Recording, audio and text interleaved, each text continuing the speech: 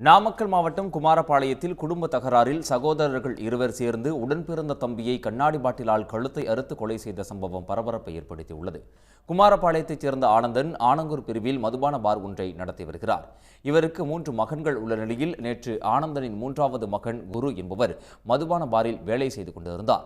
அப்போது அங்கு வந்த அவரது மூத்த மகன்கள் கார்த்தி, அசோக் ஆகியோர் குருவை சரமாரியாக அடித்து உதைத்தனர்.